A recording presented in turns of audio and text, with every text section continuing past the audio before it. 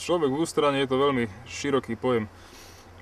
Nemusí to byť nejaký asociál pod mostom, nemusí to byť nejaký bača na lazoch, ale nájdeme ľudí v ústrane aj v centre mesta.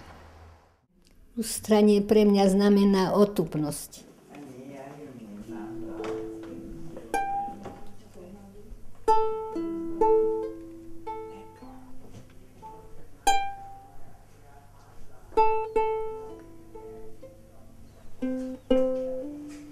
Čo sa týka samoty, ako som už povedal, som nie dosť často, pretože človek, ktorý má problémy existenčné, musí premýšľať nad tým, že čo ďalej, čo bude zajtra, čo bude pozajtra. A čo najskôr vyriešiť tento problém. Že pokiaľ človek nemá financie, tak je to hrozne ťažké.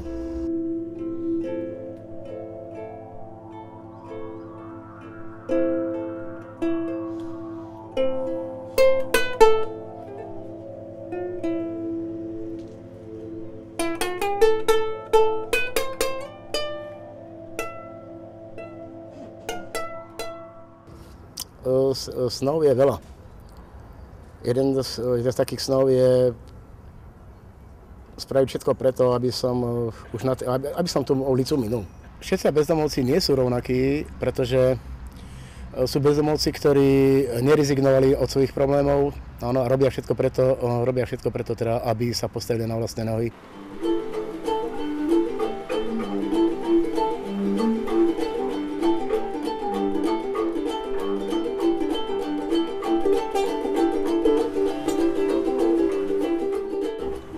Dokončil by som školu. Jednoznačne by som dokončil školu. Pretože škola je ozaj základ. Človek, keď nemá papier o tom, že je teda nevyštuduje, tak má to o mnoho ťažšie. Takže asi to.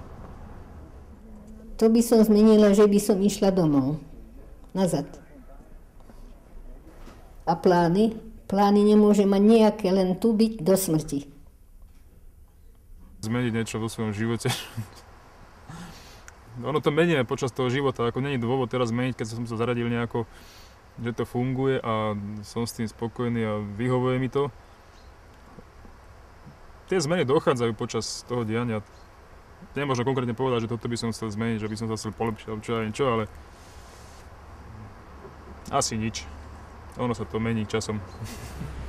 Čo si im dal? Zrnko aj kozná som troška svinka. Aj mlieko som podujal, není teraz bohu, ako sa dlho nedojím. A ako si sa ty domov dostal? A Luky dobre hovoril, že ocko bude asi doma, že ocko kúri a ja že... Jablčka som videl len pozbierať tam hore. Tamka, hej? Jablčka ešte, no. No vidíš, iba my sme tu ostali, strašné.